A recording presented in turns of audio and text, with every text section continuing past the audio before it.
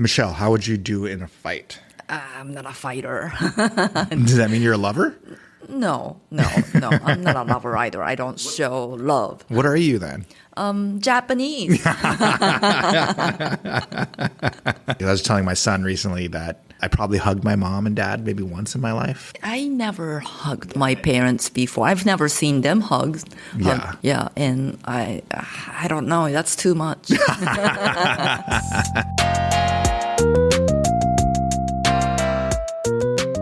Welcome to episode 2 of the Japanese America podcast. My name is Koji, and I am one of your hosts. And I'm Michelle. I'm the other host. Michelle, how have you been? I've been doing good. It's been raining here and there. It's too much rain. Too much. Yeah, my baseball schedule has been all messed up because it rained so much. This is where we look at all things Japanese American. We'll bring alive the history, culture, and people that make up this diverse community. In this episode, we'll look at Karate Kid. First, let's give a little background. The original Karate Kid was released by Columbia Pictures in 1984. John G. Avildsen directed the film. Just in case you've locked yourself in a room for the last 40 years, here is the brief, and I mean brief, synopsis of the movie from Rotten Tomatoes, and the link will be in the show notes.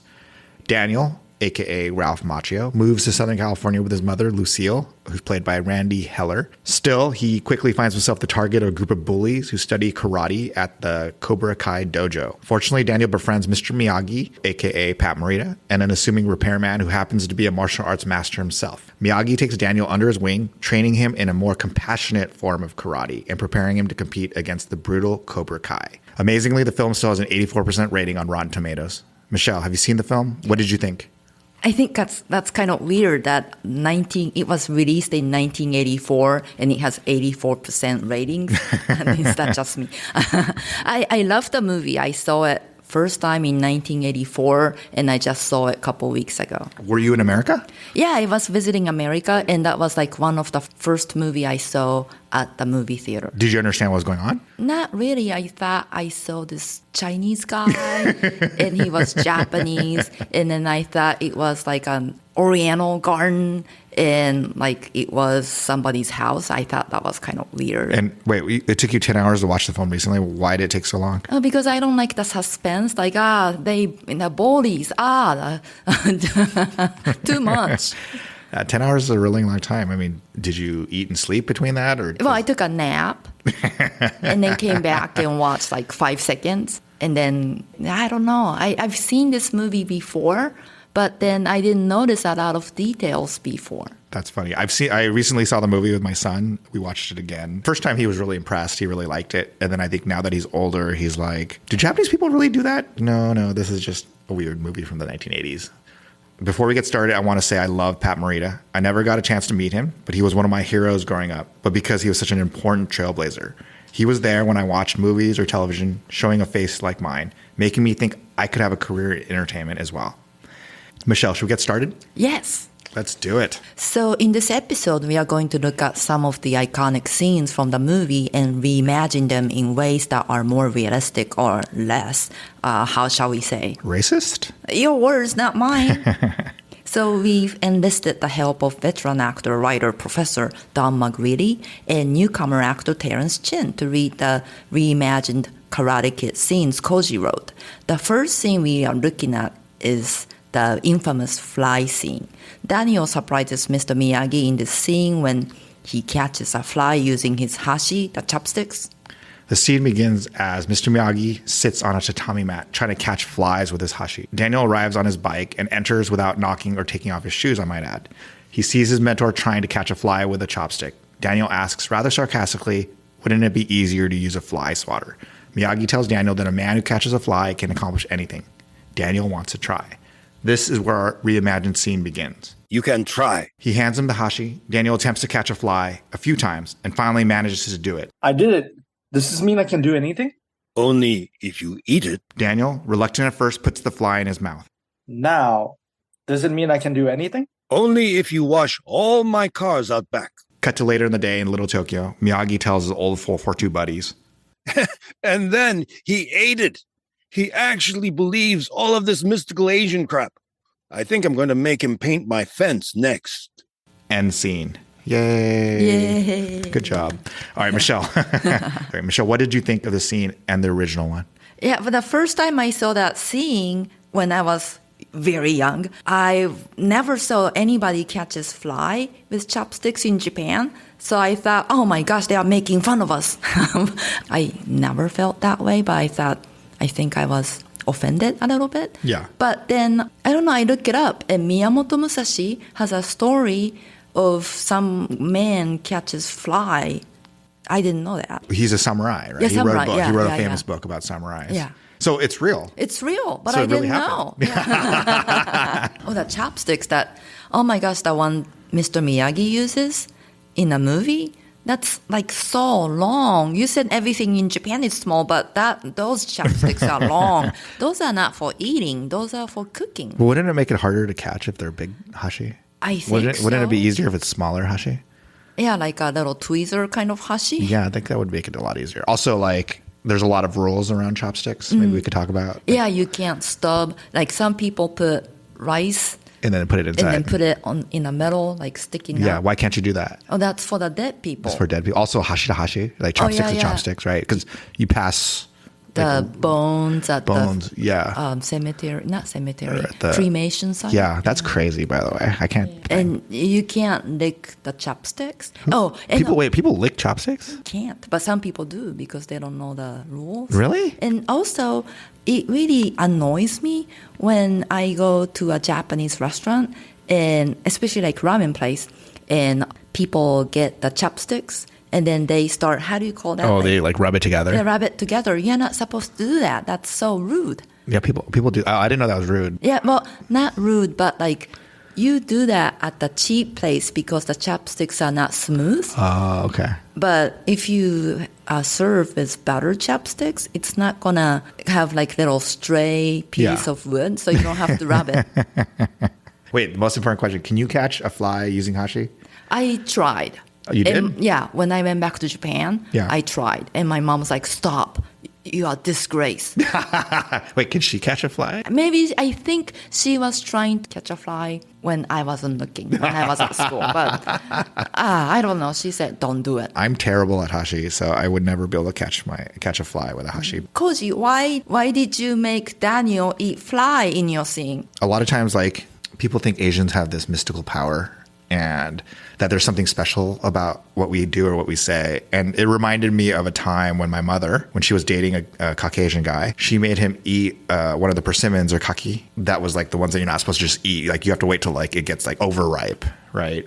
And I remember she was telling me that he was like crying. Oh. Because it's bitter, right? It makes your mouth dry. Yeah, because there are two different persimmons. Yeah. Shibugaki, that's the one that you're not supposed to eat because I think they use the skin to use it for the urushi. Yeah. And then he ate the whole thing because he saw her eat it. So he thought that it must taste good because she eats it all the time. But she didn't know that it was the other one. And I always think that, secretly I think like, well, I told my mom that it was very mean to her to do, but secretly I was very proud of her because I thought that was really funny. Or maybe persimmon is a racist fruit. The next scene we're looking at is the moment toward the movie's end when Miyagi claps his hands and magically heals Daniel. The scene begins in a locker room. The Cobra Kai guy just broke Daniel's leg. Daniel lies on an examining room table. His mom kisses him, and his girlfriend tells him she's proud of him. Daniel tearfully tells Mr. Miyagi he wants to go out there. This is where our scene begins. Isn't there anything you can do? If you have no failure in life, you will fail in life. I mean, don't you know any ancient Eastern wisdom that can heal this? No, your leg is broken. I should really be taking you to the emergency room. Why are you talking funny? Oh, let me see what I can do. Mr. Miyagi claps his hands and begins to rub them together. He then touches Daniel's leg. It's working. It's working. Daniel climbs off the examination room table and limps back to the match. The things I have to do. End scene. Koji, what did you think of this scene and the original scene? This scene, I remember as a kid, I was super confused by it. I didn't understand how Mr. Miyagi could heal somebody by clapping his hands. And I remember asking my mom at the time if we could heal people by clapping our hands, and she said I was stupid in Japanese. I think she called me baka. Oh. And then she said that, of course, we can't. That's why I wanted to kind of reimagine the scene. And the scene, if it keeps going on, he'd go out there and lose because he has a broken leg, and you can't do karate with a broken leg. Yeah, I didn't know he had a broken leg. I thought he just hurt his leg, but They snapped his leg. Oh my gosh. I couldn't watch. So I was like, I had the movie going, but I was like looking away because it was a little too much for me to watch. Maybe Mr. Miyagi had tiger balm. Have you ever used tiger balm? Or Salumpus. Salonpas. Yeah. Yeah, but tiger balm's got this smell. I think that smell really works.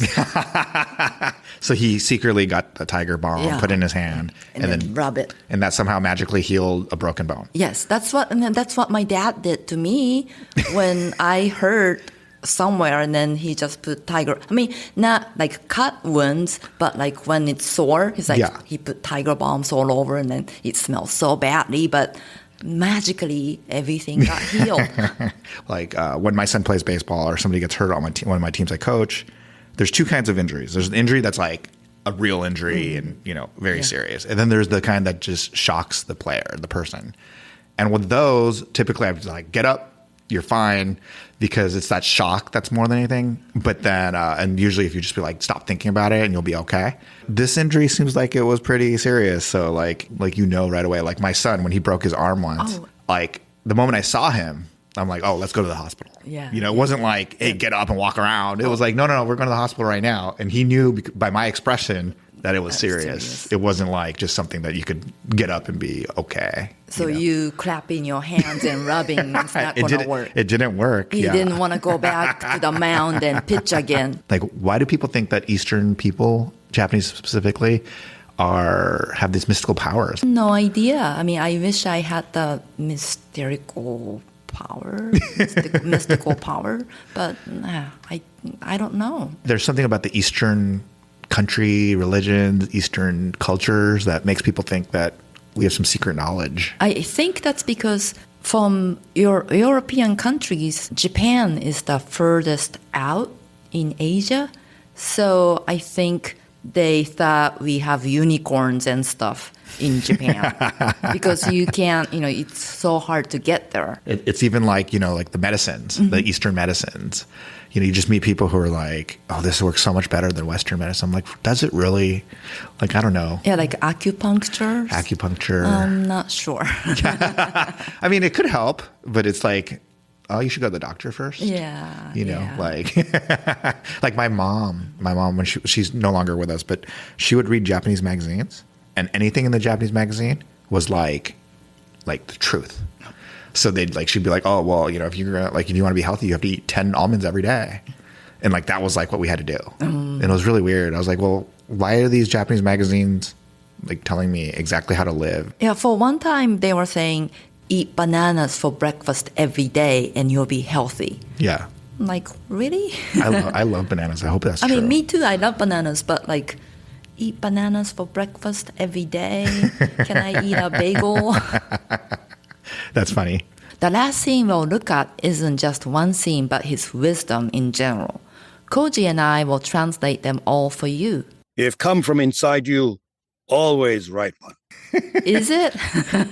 I don't know. Like, that's such a weird, I don't even know I couldn't even read that out loud. Yeah. What do you think it means?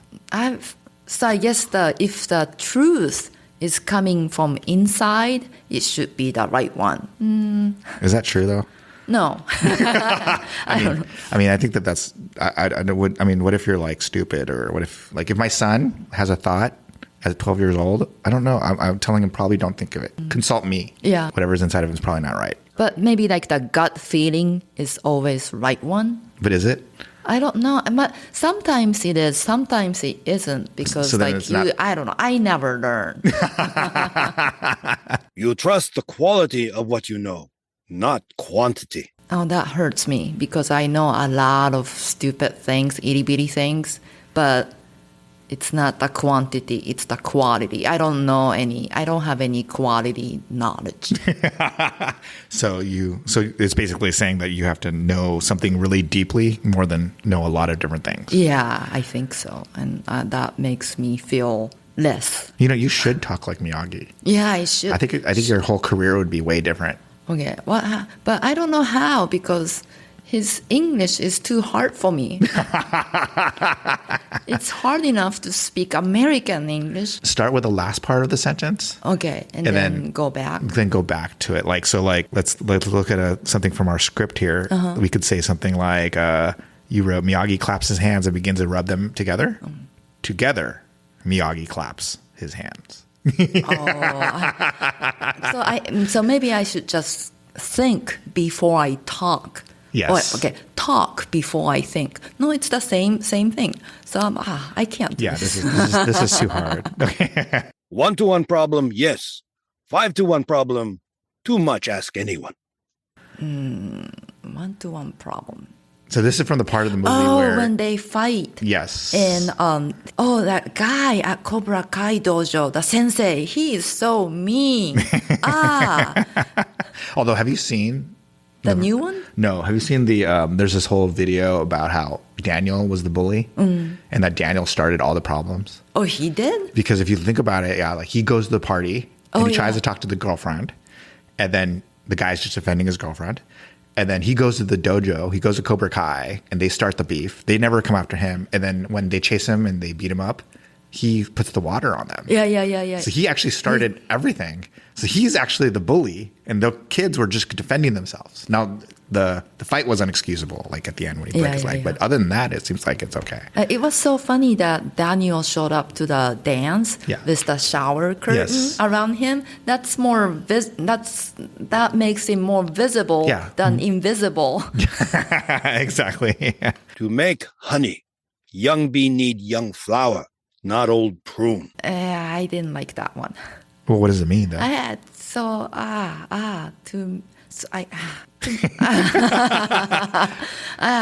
Maybe I interpreted like wrong, but like to make baby, you need like younger woman. I don't think that's what they mean by it. But Okay, good. But I want to go by that. Though. Yeah. That's the one we're gonna go with because I think that's funnier. Okay, yeah, because isn't that you can say that in 2024, maybe 1984, yes, but 2024, that's a little too much. First, learn stand, then learn fly. Nature rule, Daniel-san, not mine. What do you think? I mean, first, why is all his sentences like 3 words?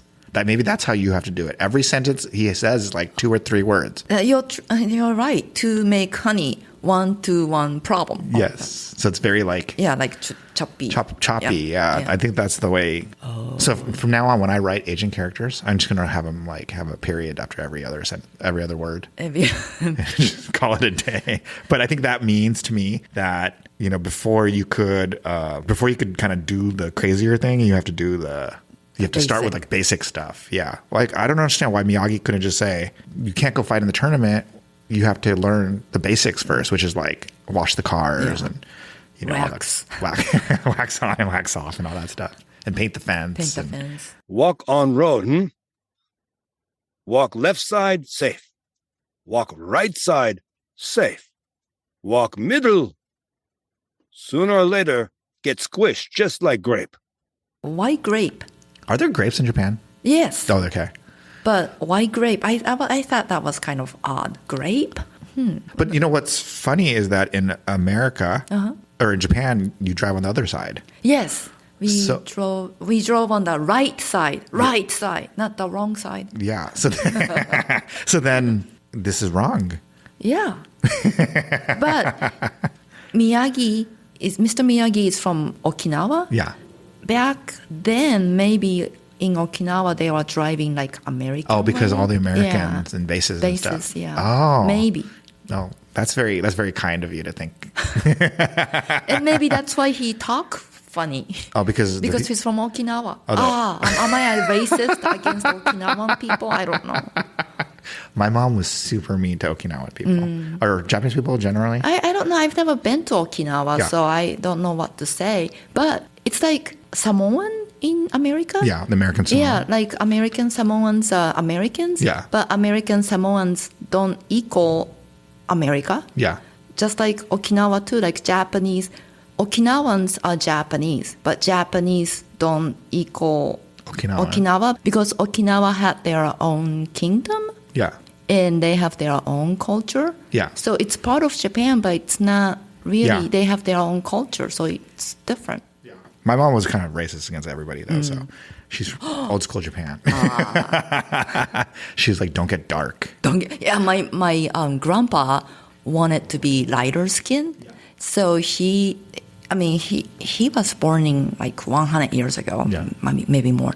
But my grandpa bought Rosetta pasta, face wash, and he like diligently washed his face to get whiter. Really? But it didn't work. I thought it was only a woman thing. Men No, did it too. my grandpa wanted to be whiter. And then my mom found this guy at the church youth group. He is much whiter because he's from Hokkaido. Oh, yeah. And so my grandpa really loved him. Like, oh, white guy. But he's Japanese. Would he be okay if she married a white dude though? I don't know.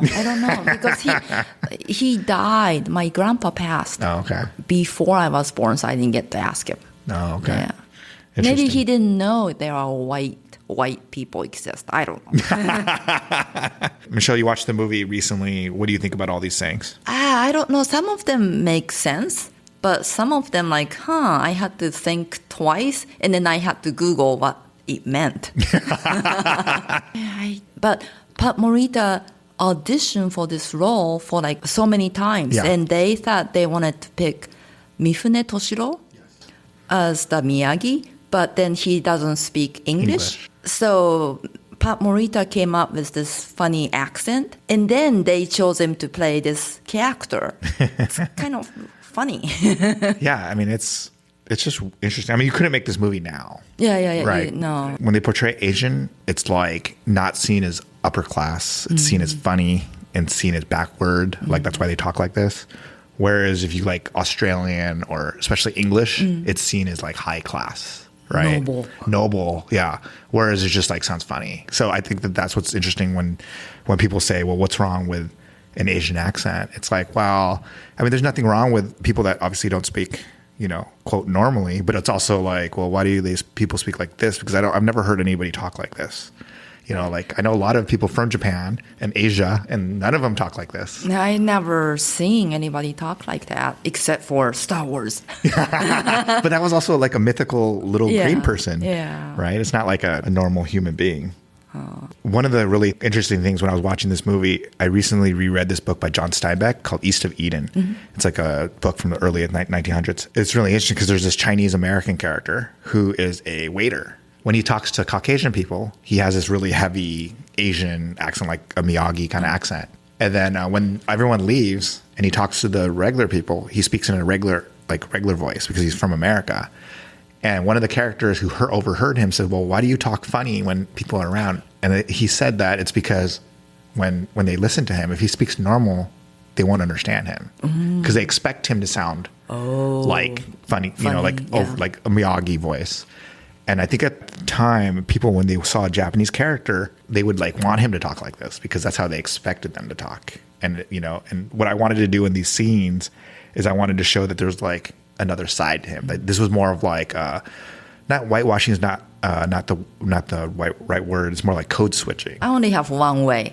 I thought if I moved to America and live here, I thought I'd be speaking like a white person. Yeah. But it's not working. You speak really well. Oh, thank you. My mom, who was here from 1965 or something, she spoke terribly. But it's mostly because she only spoke to Japanese people. So she hardly spoke English. Whereas my stepdad, he came around the same time and he basically only spoke English. So his English is perfect. Wow. But I think it's just a matter of, how much how much you're forced to speak. Yeah, well, I took some tutor and try to fix.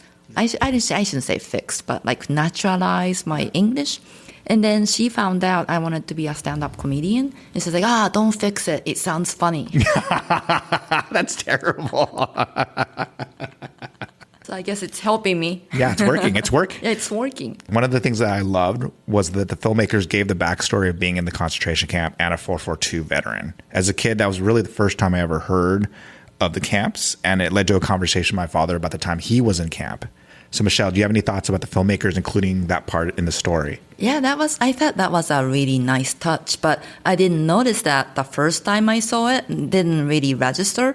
But the second time I saw it, just a couple of weeks ago, I was like, wow, that's a really nice side story to put in a movie. In 2014, Ali Morita presented his 442 uniform to Janum at a program about the 30th anniversary of Karate Kid. Here's a clip from the program. Ali, I just wanted to ask you, I mean, with, again, a lot of the struggle that your father went through before this, do you feel like he had something he wanted to prove in doing this role? He wanted to show the world? Well, I feel like that scene in particular, it gives so much depth to Miyagi's character. Sorry. I'm not used to doing this. It gives so much depth to his character. And, I guess without that scene, he could sort of be a caricature. But because of that scene, it gives him a past. It gives Miyagi a history.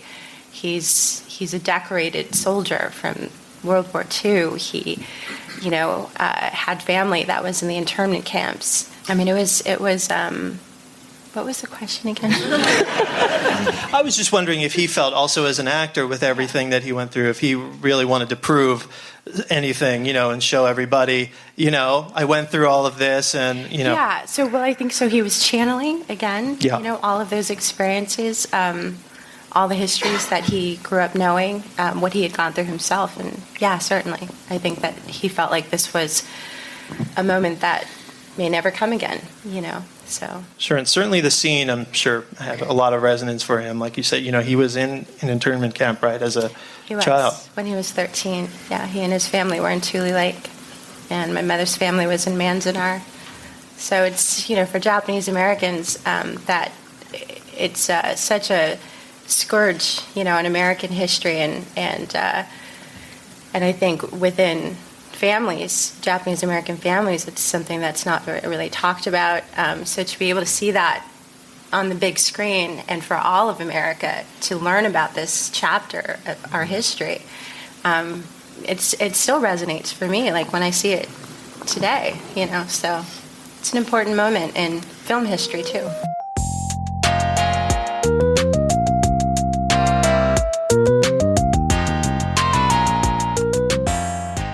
Every episode, we need to do something fun. If you were going to rewrite Karate Kid, the new movie is being cast right now, what would you do? What I would do is I would make a joke about how Asian people, we all know martial arts secretly.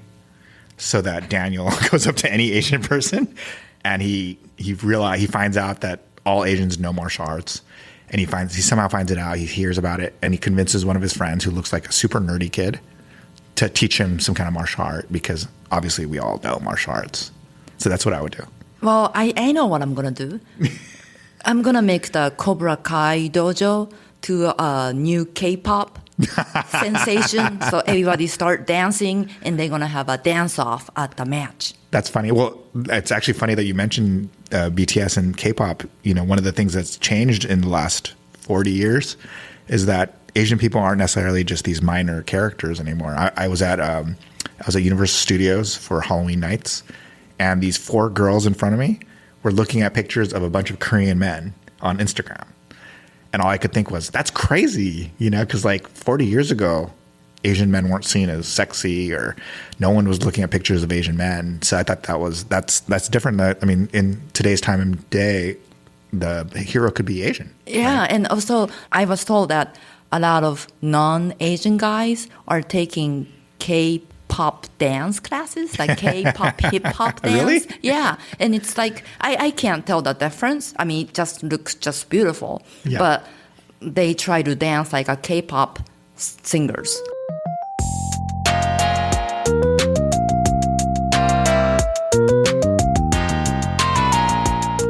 Thank you, Dom, and Terrence for your wonderful reading, and all of you for listening.